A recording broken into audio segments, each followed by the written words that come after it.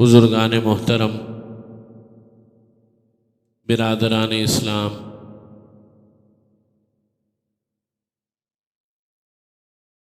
ماہ محرم کی آج 9ویں تاریخ ہے اور اس مہینے میں واقعات کا کچھ ایسا تسلسل ہے کہ جو اسلامی تاریخ اور دین اسلام کے اہم ترین اور انتہائی دکھ بھرے واقعات میں سے ہے۔ یکم محرم الحرام، جیسے میں نے عرض کیا تھا پچھلے جمعے، خلیفہ ثانی سیدنا عمر فاروق رضی اللہ تعالیٰ عنہ کا یوم شہادت ہے۔ اسی طرح 10 محرم الحرام جگر گوشہ رسول، نواسہ رسول حضرت امام حسین رضی اللہ تعالیٰ عنہ کا یوم شہادت ہے۔ اور پچھلے جمعے ہی میں نے عرض کیا تھا کہ گو کہ یوم شہادت کا اس طور پر اس کو یہ تو نہیں کہا جائے گا، منایا تو نہیں جاتا، منائی تو خوشی کی چیز جاتی ہے، لیکن یوم شہادت کا اس طور پر اہتمام کرنا جو ہمارے یہاں مروجہ طریقہ کار بن چکا ہے، اس کا دین اسلام سے اور شریعت سے کوئی لینا دینا نہیں۔ لیکن میں نے ساتھ میں یہ بھی عرض کیا تھا کہ چونکہ یہ تاریخیں انتہائی اہم ترین شخصیات کی شہادت سے معنون ہو گئی ہیں، ایفیلیٹ ہو گئی ہیں، اس لیے ان شخصیات کا تذکرہ اور تذکرے سے بھی بڑھ کر ان کی حیات اور خدمات اور ان کا پیغام اور ان کا اسوہ، ان کے طریقہ کار کو بیان کرنا، یہ اہم ترین چیز ہے۔ شہادت برائے شہادت بیان کرنا، اس میں کوئی شک و شبے کی بات نہیں کہ یہ اتنا بڑا سانحہ ہے 10 محرم الحرام کا بھی اور یکم محرم کا بھی، کہ اس کی تاریخ اسلام میں کبھی بھی تلافی قیامت تک نہیں ہو سکتی۔ نبی کریم صلی اللہ علیہ وسلم نے ایک موقع پر ارشاد فرمایا کہ عمر، یعنی حضرت عمر رضی اللہ تعالیٰ عنہ کے بارے میں، کہ یہ وہ دروازہ ہے کہ یہ ٹوٹ جائے گا اور اس کے ٹوٹنے کے بعد فتنے امڑ آئیں گے امت کے اندر، اور یہی ہوا۔ حضرت عمر رضی اللہ تعالی عنہ کی شہادت کے بعد اسلام میں اور مسلمانوں میں جو فتنے امٹ کر آئے وہ سب کے سامنے حضرت عمر نے اس کو روکا ہوا تھا، اور اس کی انتہا، ان فتنوں کا آپٹیمم لیول، ان فتنوں کی انتہا جو ہوئی ہے وہ ہوئی ہے جگر گوشہ رسول جناب سیدنا حسین رضی اللہ تعالیٰ عنہ کی شہادت پر۔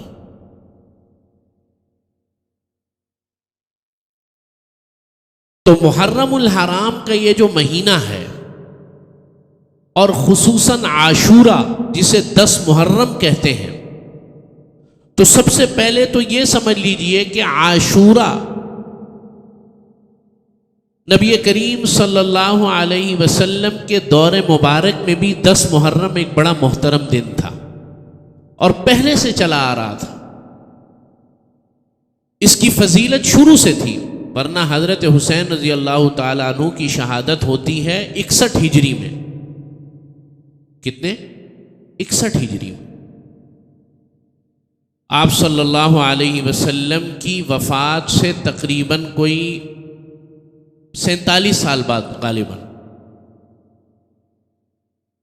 تو میں یہ عرض کر رہا تھا کہ ایک ہے عاشورے کی اہمیت اور فضیلت، اور ایک ہے حضرت حسین رضی اللہ تعالی عنہ کا اس دن شہادت پانا، دونوں مختلف چیزیں۔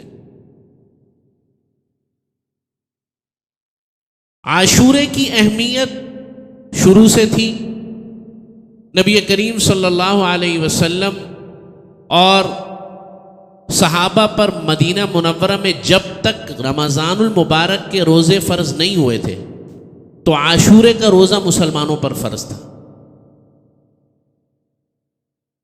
جب تک رمضان کے روزے فرض نہیں ہوئے تھے، جب رمضان المبارک کے روزے فرض ہو گئے تو عاشورے کے روزے کا استحباب اور اس کی فضیلت برقرار رہی۔ یہی وجہ ہے کہ نبی کریم صلی اللہ علیہ وسلم نے فرمایا افضل الصیام بعد شہر رمضان شہر اللہ المحرم، کہ رمضان المبارک کے بعد سب سے افضل ترین روزہ جو ہے وہ شہر اللہ المحرم یعنی 10 محرم الحرام یعنی عاشورہ کے دن کا۔ تو ایک ہے عاشورے کی اہمیت اور فضیلت، اس کے متعلق احادیث ہیں،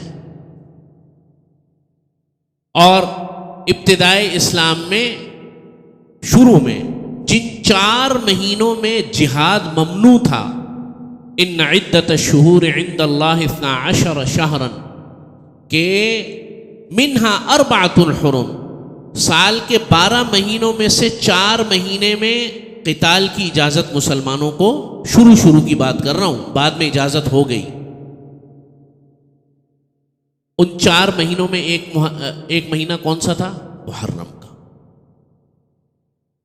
ابتدائے اسلام میں 4 مہینوں میں جہاد کی اجازت مسلمانوں کو نہیں تھی، لیکن بعد میں ہو گئی۔ اسی لیے خیبر کا واقعہ جو ہے وہ رمضان المبارک میں پیش آیا، جنگ خیبر، بعد میں اجازت ہو گئی۔ لیکن میں یہ کہہ رہا ہوں کہ مہینہ یہ ہمیشہ سے محترم تھا، اور ایک موقع پر نبی کریم صلی اللہ علیہ وسلم نے فرمایا وَصِيَامُ يَوْمَ عَاشُورَا أَحْتَسِبُ عَلَى اللَّهِ أَن يُكَفِّرَ السَّنَةَ الَّتِي قَبْلَهَ، کہ میرا یہ گمان ہے۔ ایک تو اسی حدیث میں آپ صلی اللہ علیہ وسلم نے اس پہلے یوم عرفہ کے روزے کے بارے میں فرمایا، اور پھر بعد میں فرمایا کہ یوم عاشورہ کے روزے کے بارے میں میرا گمان ہے اللہ سے کہ جو شخص یہ روزہ رکھے گا اللہ تعالیٰ اس کے پچھلے گناہوں کو معاف فرما دے۔ لیکن میں ہر دفعہ یہ بات بھی ساتھ میں کہتا ہوں کہ یہ فضیلت اس کو حاصل ہوتی ہے پچھلے گناہوں کی جو گناہوں سے باقاعدہ توبہ تائب ہو۔ وہ یہ نہ کہے کہ چونکہ اگلے سال بھی عاشورہ آئے گا تو اس پورے سال گناہ کرو، گناہوں کا اکاؤنٹ کھولو، اگلے سال معافی کرا لو۔ عیسائیوں کا طریقہ کار یہی ہے نا۔ یہ فضیلتیں ان کو حاصل ہوتی ہیں کہ ایک سال کے پچھلے گناہ معاف، اگلے گناہ معاف، جو بعض احادیث میں آپ صلی اللہ علیہ وسلم نے مخبر صادق نے فرمایا، سچے رسول نے فرمایا، اس میں کوئی شک و شبے کی بات نہیں ہے۔ لیکن یہ فضیلت ان کو حاصل ہوتی ہے جو گناہ کو گناہ سمجھے، گناہ کو گناہ نہ سمجھتے ہوئے نہ کرے، اگر ہو جائے تو توبہ کرے۔ یہ نہیں ہے کہ گناہوں کا سیونگ اکاؤنٹ کھولا ہوا ہے وہ تو معاف ہو جائیں گے، یہ اس طرح۔ تو یہ تو ہے عاشورے کا معاملہ جو میں نے عرض کیا، اور پھر میں نے عرض کیا کہ اسی دن، مبارک دن، اللہ رب العزت نے حضرت حسین رضی اللہ تعالی عنہ کی شہادت مقدر فرمائی۔ 10 محرم الحرام سن 61 ہجری کو۔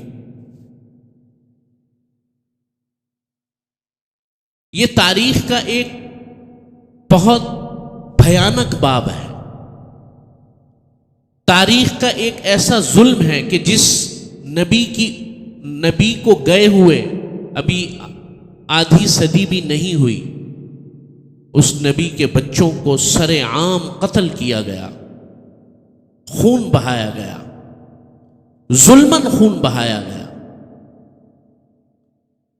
یہ بہت بڑا داغ ہے، یہ بہت بڑا المیہ ہے جو اس امت میں قیامت تک رہے گا۔ انا للہ و انا الیہ راجعون۔ اور پھر حضرت حسین اور حسنین کریمین سے نبی کریم صلی اللہ علیہ وسلم کی محبت اور اہل بیت ہونے کے حوالے سے ان کا مرتبہ و مقام، یہ بھی ایک ایسی مسلم چیز ہے، ایسی پختہ چیز ہے، ایسی واضح چیز ہے کہ جس کے لیے دلائل کی ضرورت نہیں۔ کیا عجیب منظر ہوگا ویسے کہ حضور نبی کریم صلی اللہ علیہ وسلم ایسے ہی ممبر پر تشریف فرما تھے جمعے کے دن، لوگ خطاب سن رہے ہیں تو سامنے سے حضرات حسنین آ جاتے ہیں، بچے ہیں چھوٹے، نبی کریم صلی اللہ علیہ وسلم خطبے سے اٹھ کر، ممبر سے اٹھ کر اپنے دونوں بیٹوں کو، نواسوں کو گود میں لے لیتے ہیں۔ معلوم ہوا کہ نبی جو ہے نا، نبی وہ جذبات رکھتا ہے۔ ہمارے ذہنوں میں اصل میں تصور یہ ہے کہ جب کوئی شخص نیک بن جائے نا، دین پر عمل، تو وہ جذبات سے عاری ہو جاتا ہے، یا اگر خود نہیں ہوتا تو لوگوں کی یہ ڈیمانڈ ہوتی ہے کہ اس کے کوئی جذبات نہ رہیں، نہ اس کے آنسو آئیں، نہ وہ بیمار ہو، نہ اس کو سردی لگے، نہ اس کو گرمی لگے، نہ اس کی کوئی فیملی لائف ہو، نہ وہ کہیں آئے نہ کہیں جائے۔ اللہ کے نبی صلی اللہ علیہ وسلم سے بڑی کوئی نیک شخصیت نہیں ہے اس دنیا کائنات میں۔ آپ صلی اللہ علیہ وسلم بھی اپنے بچوں کی محبت سے مغلوب ہیں، امت کو سکھا رہے ہیں۔ ایک موقع پر نبی کریم صلی اللہ علیہ وسلم نے انہی دونوں شہزادوں میں سے کسی ایک کو بوسہ دیا، چوما، تو ایک صحابی، مجھے ابھی نام ذہن میں نہیں آ رہا، انہوں نے تعجب سے پوچھا، یا رسول اللہ آپ بچوں کو چوم رہے ہیں؟ انہیں تعجب کیا، اور اس تعجب کی وجہ یہ تھی کہ عربوں کے اندر بچوں کو چومنا اس وقت زمانے جاہلیت میں بڑا عیب سمجھا جاتا تھا، مردانگی کے خلاف سمجھا جاتا تھا۔ نبی کریم صلی اللہ علیہ وسلم نے فرمایا، تیرے دل سے اگر بچوں کی محبت نکال دی گئی، تیرا دل اگر سخت ہو گیا تو میرا دل سخت نہیں ہے۔ لیس منا من لم یرحم صغیرنا ولم یعقر کبیرنا، وہ شخص ہم میں سے نہیں جو ہمارے بچوں پر شفقت نہ کرے، ولم یعقر کبیرنا، اور ہمارے بڑوں کا احترام نہ کرے۔ تو بہرحال تو حضرت حسین رضی اللہ تعالیٰ عنہ کی فضیلت، اور فضیلت بھی ایسی کہ آپ صلی اللہ علیہ وسلم فرما رہے ہیں، حسین منی وانا من الحسین، ترمذی شریف کی حدیث ہے کہ حسین مجھ سے ہے، میں حسین سے ہوں۔ دیکھو اولاد کا آپ یہ کہیں کہ میرا پوتا مجھ سے ہے، میرا نواسا مجھ سے ہے، یہ بات صحیح ہے غلط ہے؟ صحیح ہے نا بھائی، اولاد ہے، ذریت ہے۔ وَأَنَا مِنَ الْحُسَيْن، میں حسین سے ہوں، یہ عجیب بات ہے۔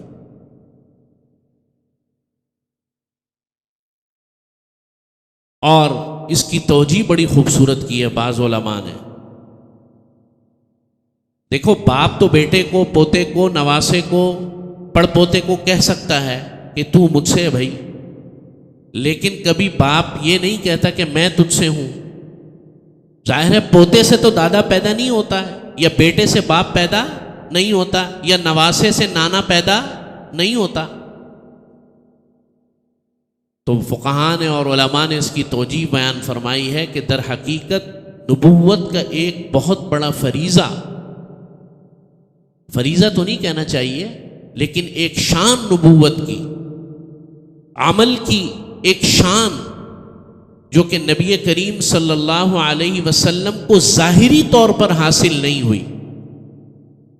ذرا میرے الفاظ پر غور کرنا اور سمجھنے کی کوشش کرنا کہ نبی کریم صلی اللہ علیہ وسلم کی یہ چاہت تھی کہ میں شہید کیا جاؤں، ٹھیک ہے نہیں تھی؟ آپ صلی اللہ علیہ وسلم نے فرمایا کہ ثم احیا ثم اقتل ثم لوددت ان اقاتل فی سبیل اللہ ثم احیا ثم اقتل ثم احیا ثم اقتل ثم احیا ثم اقتل، کہ میری خواہش ہے میں محبوب رکھتا ہوں اس بات کو کہ اللہ کے راستے میں جہاد کروں، شہید کیا جاؤں پھر زندہ کیا جاؤں، شہید کیا جاؤں پھر زندہ کیا جاؤں، شہید کیا جاؤں پھر زندہ کیا جاؤں۔ تو یہ ظاہری شہادت نبی کریم صلی اللہ علیہ وسلم کو حاصل نہیں ہوئی، کیوں؟ اللہ رب العزت نے آپ صلی اللہ علیہ وسلم کی حفاظت کا وعدہ فرمایا۔ اس ظاہری شہادت کی تکمیل حضرت حسین رضی اللہ تعالیٰ عنہ کے ذریعے ہوئی، جو کہ نبی کریم صلی اللہ علیہ وسلم کے جگر گوشہ۔ آپ کو یہ بات سمجھ میں آئی؟ اس ظاہری شہادت کی تکمیل جو ہے آپ علیہ الصلوۃ والسلام کی اولاد پروقار نے فرمائی۔ اس لیے آپ صلی اللہ علیہ وسلم نے فرمایا وَأَنَا مِنَ الْحُسَيْن، کہ میں بھی حسین سے ہوں۔ سیدنا عبداللہ ابن عباس رضی اللہ تعالیٰ عنہ فرماتے ہیں، بیہقی میں روایت کی ہے امام بیہقی رحمۃ اللہ علیہ نے، حضرت عبداللہ ابن عباس جو ہے گھبرا کر اٹھ بیٹھے، سپہر کا وقت تھا اور اٹھ بیٹھے تو لوگوں نے سوال کیا، گھر والوں نے، کیا ہوا، خیریت؟ فرمایا میں نے نبی کریم صلی اللہ علیہ وسلم کو خواب میں دیکھا کہ آپ علیہ الصلوۃ والسلام کا چہرہ انور غبار آلود ہے اور داڑھی مبارک غبار آلود ہے، سر کے بال جو ہے پراگندہ ہیں، اور آپ صلی اللہ علیہ وسلم کے ہاتھ میں ایک شیشی ہے جس میں ایک بوتل ہے، شیشی ہے جس میں خون ہے۔ میں نے سوال کیا یا رسول اللہ یہ کیا ہے؟ فرمایا یہ میرے حسین کا خون ہے۔ حضرت عبداللہ ابن عباس فرماتے ہیں میں نے یہ تاریخ اور وقت نوٹ کر لیا اپنے پاس، اور میرے دل میں یہ بات آ گئی کہ کوئی مسئلہ ہے۔ ٹھیک وہی بات، ظاہر ہے وہ کمیونیکیشن کا وہ دور نہیں تھا اس وقت واٹس ایپ نہیں تھا، اس وقت فون نہیں تھا، تو کچھ عرصے کے بعد جب اطلاع ہوئی تو ٹھیک یہ وہی وقت تھا جب کربلا میں حضرت حسین رضی اللہ تعالیٰ عنہ کو شہید فرمایا۔ حضرت ام سلمہ رضی اللہ تعالیٰ عنہ اس وقت حیات تھیں، آپ علیہ الصلوۃ والسلام کی زوجہ محترمہ، انہوں نے بھی ملتے جلتے الفاظ سے خواب دیکھا، اور آپ علیہ الصلوۃ والسلام نے سیدہ شباب اہل الجنہ دونوں کو، حضرت حسن کو اور حضرت حسین کو، جنت کے نوجوانوں کا سردار فرمایا۔ لیکن یہ سب فضیلتیں اپنی جگہ ہیں، یہ فضیلتیں بیان ہوتی رہتی ہیں اور ہونی بھی چاہیے، لیکن کبھی اپنے آپ سے سوال کریں، اپنے آپ سے نہیں تو اپنے گرد و پیش لوگوں سے سوال کریں، یہ جرت کریں اس سوال کی کہ کیا یہ مہینہ آتا ہے، کیا ہمیں صرف اس بات پر اکتفا کرنا چاہیے، اس بات پر اکتفا کر کے بیٹھ جانا چاہیے کہ حضرت حسین کی یہ فضیلت تھی، یہ فضیلت تھی، آقا علیہ الصلوۃ والسلام نے یہ فرمایا اور میدان کربلا میں یہ ہوا اور ختم 10 محرم کو، چلو جی۔ یہ کیوں نہیں سمجھتے کہ یہ سارا سانحہ جو ہوا ہے اس کے پیچھے حضرت حسین رضی اللہ تعالی عنہ کی وجہ کیا تھی؟ کس چیز کو حضرت حسین رضی اللہ تعالیٰ عنہ درست نہیں سمجھ رہے تھے؟ حضرت حسین نے خطاب کیا، میں اردو میں اس خطاب کے چند الفاظات مفہوم کے طور پر عرض کرتا ہوں، الفاظ مجھے یاد نہیں۔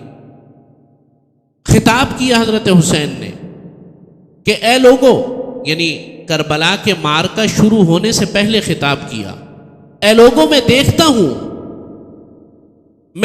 ہوں کہ دین کے اندر نئی نئی چیزیں شامل کی جا رہی ہیں، بدعات کو شامل کیا جا رہا ہے، رسول اللہ صلی اللہ علیہ وسلم کے دور مبارک میں جو چیزیں سنت تھیں ان سنتوں سے انحراف کیا جا رہا ہے، وہ سنتیں معاشرتی ہوں، وہ سنتیں ریاست کے امور سے متعلق ہوں، توجہ، وہ سنتیں انسان کے اپنے ذاتی داخلی مسائل سے متعلق ہوں، حضرت حسین کا نقطہ کیا ہے وہ سمجھو، اس کو سمجھو. اور میں سمجھوں گا کہ اگر آپ نے یہ بات سمجھ لی تو آپ کو یہ بات حاصل ہو جائے گی کہ یہ سارے کا سارا ماجرا کیا ہے کہ 72 افراد پیغمبر کے خاندان کے اور پیغمبر کی نسل کے کٹ مرتے ہیں. اتنا بڑا سانحہ ہوتا ہے کس لیے؟ اقتدار کے لیے. اقتدار تو پلیٹ میں رکھ کر ملا تھا. حضرت حسن رضی اللہ تعالیٰ عنہ نے واپس کر دیا. کیا کہ نہیں کیا؟ اقتدار کے لیے نہیں، بنیادی وجہ یہ تھی کہ اس وقت عالم اسلام میں پیغمبر علیہ الصلاۃ والسلام کے طریقوں سے انحراف ہو رہا تھا. اور میں اور آپ حضرت حسین رضی اللہ تعالیٰ عنہ کی شہادت کو یاد کریں اور اس کے اندر طریقہ پیغمبر کی زندگی سے انحراف ہو، یہ کون سی منافقت ہے؟ حضرت حسین کھڑے ہو رہے ہیں ریاستی امور سے متعلق کہ یہ کام ٹھیک نہیں ہے، میرے نانا کا یہ طریقہ نہیں تھا ملوکیت کا، یہ طریقہ کار خطرناک ہے، یہ طریقہ کار درست نہیں ہے. خلافت اور دیگر تمام کے تمام حکومتی امور صحابہ اکرام خلفائے راشدین کے طریقے کے مطابق ہونے چاہیے، پیغمبر علیہ الصلاۃ والسلام کے طریقے کے مطابق ہونا چاہیے. عالم اسلام کے اندر تمام کی تمام معاشرتی تبدیلیاں، سماجی تبدیلیاں، معاشی تبدیلیاں، یہ سب کی سب پیغمبر کے طریقے کے مطابق ہونے چاہیے. حضرت حسین تو اس لیے کھڑے ہوئے، اور میں اور آپ 10 محرم کو حضرت حسین کو یاد کرتے ہیں پیغمبر کے طریقے سے ہٹ کر، پیغمبر کے طریقے کو نہ مان کر. پیغمبر کہتا ہے کہ من دعا بدعوى الجاہلیہ، کہ لیس منا من ضرب الخدود وشق الجیوب، کہ وہ شخص ہم میں سے نہیں جو اپنے گالوں کو مارے اور اپنے سینوں کو پیٹے، وہ شخص ہم میں سے نہیں. میں اور آپ کہتے ہیں کہ تعزیے نکالو، ماتم کرو. آپ علیہ الصلاۃ والسلام کی زندگی کا ایک المناک واقعہ جب حضرت حمزہ رضی اللہ تعالیٰ عنہ کی شہادت ہوئی، ایسا واقعہ کہ جس نے نبی کریم صلی اللہ علیہ وسلم کو دہلا دیا. کیوں؟ حضرت حمزہ سے جو آپ علیہ الصلاۃ والسلام کا پیار اور تعلق تھا، وہ میں کئی دفعہ عرض کر چکا ہوں جمعے میں. حضرت حمزہ چچا بھی ہیں آپ علیہ الصلاۃ والسلام کے، اور رضائی بھائی بھی ہیں. یہ عجیب بات ہے. اور جب اپنے چچا کی لاش کو دیکھا، اور وہ چچا کہ جس نے سب سے زیادہ آپ علیہ الصلاۃ والسلام کا دفاع کیا میدان جنگ میں بھی اور مکے کی مشکل زندگی میں بھی. مسلمان کیسے ہوئے؟ ایسے ہی کر کے جا رہے تھے مزدوری کرنے کے لیے. مکے کی بات ہے جب مسلمان ہوئے. میں صرف آپ کو بات بتلانا چاہ رہا ہوں کہ حضور کا تعلق حضرت حمزہ سے کیسا ہے. جا رہے ہیں تو کسی نے کہا کہ تو مزدوری کرنے جا رہا ہے، اپنے بھتیجے کی حالت دیکھیے، لوگوں نے مار مار کے برا حال کر دیا ہے.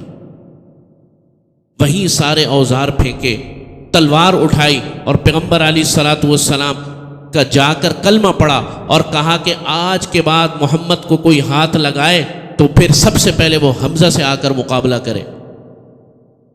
وہ چچا جب حضرت عمر رضی اللہ تعالیٰ عنہ آئے نا اسلام قبول کرنے کے لیے، تو دروازے کے باہر تھے، ابھی پتہ تو تھا نہیں کہ دل میں اسلام گھر کر چکا ہے. تو سب اندر یہی سمجھ رہے ہیں کہ بھائی عمر جو ہے وہ حملہ کرنے آیا. حضرت حمزہ نے کہا کہ اگر صحیح نیت سے آیا تو مرحبا، اور اگر غلط نیت سے آیا تو سب سے پہلے گردن اتاروں گا عمر کی. لیکن وہ تو مسلمان ہونے آئے تھے. وہ چچا جب اس کی لاش کو نبی کریم صلی اللہ علیہ وسلم نے دیکھا کہ کلیجہ اندر سے نکلا ہوا ہے، انتڑیاں باہر ہیں، آپ علیہ الصلاۃ والسلام پر غم کا وہ پہاڑ ٹوٹا کہ جس کو بیان کرنا مشکل ہے. ساری زندگی حضرت وحشی مسلمان ہو گئے جنہوں نے قتل کیا. حضرت وحشی سے فرمایا کہ میرے سامنے نہ آیا کر، میرے سامنے نہ آیا کر. تو مسلمان ہو گیا، اللہ نے تجھے بخش دیا، لیکن جب تو میرے سامنے آتا ہے مجھے میرے چچا کی یاد آ جاتی ہے. تو میرے سامنے نہ بیٹھا کر. وہ چچا جب شہید ہوئے گھر تشریف لے کر گئے بوجھل قدموں کے ساتھ، تو خواتین کی آواز بلند ہو گئی رونے کی. آپ علیہ الصلاۃ والسلام نے فوراً اندر پیغام بھیجا کہ جو نوحہ کرنے والیاں ہیں، جو پین کرنے والی ہیں، ان کو سمجھاؤ یہ جاہلیت کا طریقہ ہے. تو حضرت حسین کی یاد کو منانا سنت کو توڑتے ہوئے، اللہ رب العزت قرآن مجید میں فرماتے ہیں وَمَا أُحِلَّ لِغَيْرِ اللَّهِ بِهِ کہ جس جانور پر اللہ کے نام کے علاوہ کوئی نام لیا گیا وہ جانور بھی ناجائز حرام نہیں کھا سکتے۔ فقہا فرماتے ہیں کہ جس طریقے سے جانور کے بارے میں بکرے، بیل اور اونٹ اور دمبے کے بارے میں یہ ہے، اسی طریقے سے یہی علت اگر کسی اور کھانے میں پائی جائے، چاہے وہ نظر و نیاز کا ہی کیوں نہ ہو، اور اس کے اندر نیت یہ ہو کہ اس سے تقرب حاصل ہوگا حضرت حسین رضی اللہ تعالیٰ عنہ کا یا اہل بیت کا، ناجائز اور حرام ہے۔ آپ سمجھ رہے ہیں بات؟ ہاں اگر ایصال ثواب کے لیے ہو کہ بھئی یہ کھانا ہم نے پکایا، میں نظر و نیاز کی بات کر رہا ہوں چونکہ موقع ہے، اگر نیت یہ ہو کہ حضرت حسین کے ایصال و ثواب کے لیے لوگوں کو کھانا کھلایا جائے تو اس میں بھی کوئی شک نہیں ہے، لیکن یہ صرف 10 محرم کو ایصال و ثواب ہوتا ہے، یہ پورا سال اہل بیت کی محبت نہیں جاگتی۔ یہ سبیل پانی پلانا یہ پورے سال محبت کا کام نہیں ہے، یہ پورا سال ثواب نہیں ہے۔ اور مزے کی بات یہ ہے کہ جب 10 محرم سردیوں میں آتا ہے پھر بھی سبیلیں نکالتے، پچھلا مہینہ پورا گرمیوں کا گزر جاتا ہے۔ تو عقل سے آدمی کو کام لینا چاہیے، سنت سے ہٹ کر جو چیز ہوگی نہ وہ اہل بیت کو قبول ہے، نہ رسول اللہ کو قبول ہے، نہ آپ علیہ الصلوۃ والسلام کو قبول ہے، نہ صحابہ کو قبول ہے، اتنی سی بات ہے۔ تو میرے عزیز دوستوں اور بزرگوں، یہ جناب نبی کریم صلی اللہ علیہ وسلم کی اولاد مطہرہ اہل بیت اطہار رضوان اللہ علیہم اجمعین، اللہ تعالی ہمیں اہل بیت کی محبت عطا فرما دے، اہل بیت کا مقام ہمیں سمجھنے کی توفیق نصیب فرما دے، اور خصوصاً حضرت حسین رضی اللہ تعالیٰ عنہ کا جو موقف ہے کہ جس موقف کے لیے وہ کھڑے ہوئے کہ عالم اسلام میں سنت کا دوبارہ نفاذ ہو، اللہ تعالی ہمیں وہ بھی سمجھنے کی توفیق نصیب فرما دے۔ آخر دعوانا الحمدللہ رب العالمین۔